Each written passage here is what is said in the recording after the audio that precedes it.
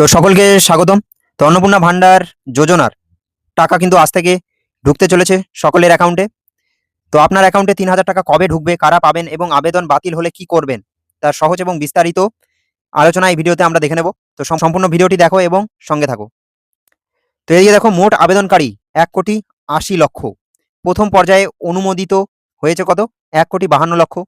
আগস্টের পেমেন্ট প্রত্যেকের অ্যাকাউন্টে সরাসরি ৩,০০০ টাকা পাঠানো হবে। তো 90% আবেদন কিন্তু মঞ্জুর করা হয়েছে। রাজ্য সরকারের ঘোষণা অনুযায়ী যোগ্য আবেদনকারীদের প্রায় সবাই টাকা পাচ্ছেন।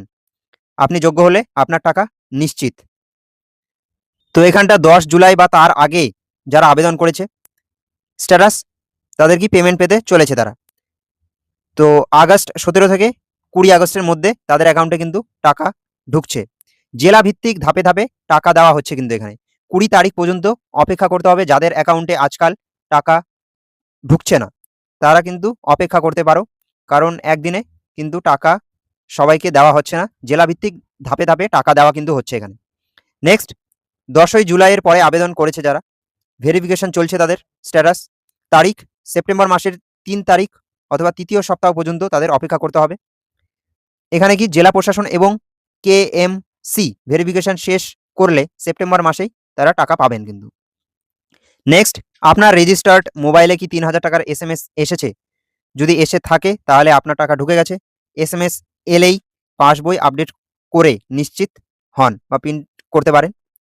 নেক্সট, যদি না SMS আসে তাহলে আপনি কি 10ই জুলাইয়ের আগে আবেদন করেছিলেন? যদি এখানটা হ্যাঁ হয় তাহলে 20 আগস্ট পর্যন্ত ধৈর্য ধরুন, ধাপে ধাপে টাকা ঢুকছে।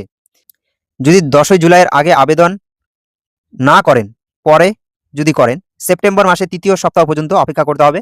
আপনার ভেরিফিকেশন কিন্তু চলছে। তো অন্নপূর্ণা যোজনার অধীনে আপনার প্রাপ্য অর্থ ৩,০০০ টাকা প্রদান করা হয়েছে পশ্চিমবঙ্গ সরকার। এইভাবে কিন্তু মেসেজ আসবে এবং নিচে কিন্তু ক্রেডিটেড অপশানে ৩,০০০ টাকা এবং ব্যাঙ্ক অ্যাকাউন্ট আর অ্যাভেলেবেল ব্যালেন্স দেখাবে। তো ব্যাংকের সাথে লিঙ্ক করা নাম্বারে এই মেসেজ আসবে, এর মানে টাকা কিন্তু অ্যাকাউন্টে ঢুকেছে। তো অনেক সময় নেটওয়ার্কের কারণে SMS আসে না।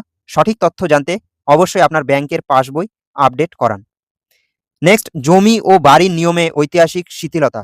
কোথায় নিয়ম কড়াকড়ি করা হয়েছে আর কোথায় ছাড় দেওয়া হয়েছে? দেখো, কর্পোরেশন এলাকা 60টি বড় শহর। তো জমির ক্ষেত্রে এখানে কি বলেছে? কর্পোরেশন এলাকায় 50 ডেসিমাল হাফ একরের বেশি জমি থাকলে কিন্তু বাতিল হতে পারে কর্পোরেশন এলাকায়। পঞ্চায়েত ও ছোট মিউনিসিপ্যালিটি, এখানে জমির পরিমাণের উপরে কোনো বাধা নেই, সম্পূর্ণ ছাড় দেওয়া হয়েছে। নেক্সট, বাড়ি সম্পর্কে 3টি কক্ষ বা রুম বা তার বেশি বড় ফ্ল্যাট থাকলে কিন্তু এখানটা বাতিল হতে পারে কর্পোরেশন এলাকায়। তো পঞ্চায়েত এবং ছোট মিউনিসিপ্যালিটির ক্ষেত্রে 3টি বা তার বেশি, এমনকি 10টি ঘর থাকলেও কোনো সমস্যা নেই, সম্পূর্ণ ছাড় দেওয়া হয়েছে কিন্তু এক্ষেত্রে। সাধারণ মানুষকে বঞ্চনা নয়, তাই পঞ্চায়েত ও ছোট শহরের জন্য নিয়ম শিথিল করেছে রাজ্য সরকার। কারা একেবারেই এই যোজনার টাকা পাবেন না? স্থায়ী বাতিল। তো এখানে দেখে নেব আয়ের ক্ষেত্রে কি বলেছে। আবেদনকারীর ব্যক্তিগত আয় মাসে যদি 10,০০০ টাকার বেশি, বছরে যদি 1 লক্ষ বা 12 লক্ষ টাকা পর্যন্ত হলে তাদের কিন্তু ফর্ম বাতিল হতে চলেছে। নেক্সট, সরকারি চাকরি। আবেদনকারী নিজে সরকারি চাকরিজীবী হলে বা পরিবারের অন্য কেউ চাকরি করলে খুঁটিয়ে যাচাই করা হবে, সরাসরি বাতিল নয় কিন্তু এখানে। নেক্সট, আয়কর। পরিবারের কোনো সদস্য আয়কর বা ইনকাম ট্যাক্স প্রদানকারী হলে কিন্তু এখানে বাতিল হতে চলেছে। আরেকটা কি, আবেদনকারীর বয়স অবশ্যই কিন্তু 25 থেকে 60 বছরের মধ্যে হবে। এই বয়সের মধ্যে না হলেও 25 যদি কম হয় বা 60 বেশি হয় তাহলে কিন্তু বাতিল হতে পারে। তো এখানে কাউকে স্থায়ীভাবে বাতিল করা হচ্ছে না। কারণ জানুন, রিজেকশনের কারণ পোর্টালে বা নোটিশে স্পষ্টভাবে লেখা থাকবে। ক্লেম করুন যদি মনে করেন আপনি যোগ্য কিন্তু ভুলবশত বাতিল হয়েছে, যেমন গ্রামের বাড়ির নিয়মে। তবে পুনরায় অভিযোগ বা অ্যাপ্লাই করতে পারবেন কিন্তু। টাকা পাবেন ভেরিফিকেশনে যোগ্য প্রমাণিত হলে আপনি আপনার বকেয়া টাকা অবশ্যই পাবেন।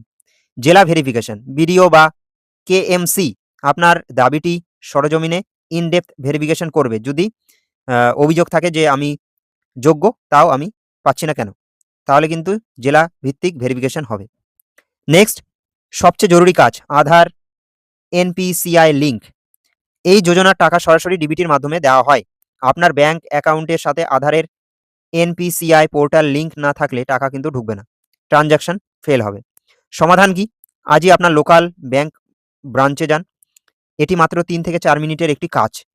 সরকারি উদ্যোগ যদি দেখি, যে সমস্ত গ্রামীণ মানুষ এই বিষয়ে জানে না তাদের সাহায্য করার জন্য ব্লক প্রশাসন ও বিডিও সাহেবদের বিশেষ নির্দেশ দিয়েছে কিন্তু সরকার। তো আপনার পরবর্তী পদক্ষেপ কি হবে?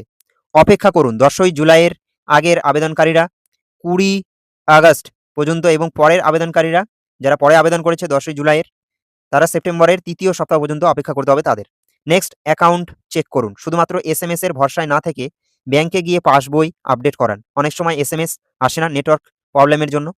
নেক্সট, আধার লিঙ্ক নিশ্চিত করুন। ব্যাংক অ্যাকাউন্টের সাথে এনপিসিআই ডিবিটি চালু আছে কিনা তা ব্যাংকে গিয়ে আজই চেক করান। নেক্সট, প্রয়োজনে ক্লেম করুন। সেপ্টেম্বরের লিস্ট বেরোনোর পর নাম না থাকলে এবং নিজেকে যোগ্য মনে করলে পোর্টালে গিয়ে অভিযোগ জানাতে পারেন। তো রাজ্য সরকারের লক্ষ্য কি এখানে? কোনো যোগ্য মহিলাই যেন যোজনা থেকে বঞ্চিত না হন। তো এই ছিল সম্পূর্ণ আপডেট। আশা করি এই ভিডিওর মাধ্যমে তোমরা সম্পূর্ণ বুঝতে পারলে। তো আরও আপডেট পেতে সঙ্গে থাকো। তো থ্যাংক ইউ ফর ওয়াচিং। দেখা হচ্ছে নেক্সট ভিডিওতে। সকলে ভালো থেকো। Thank you.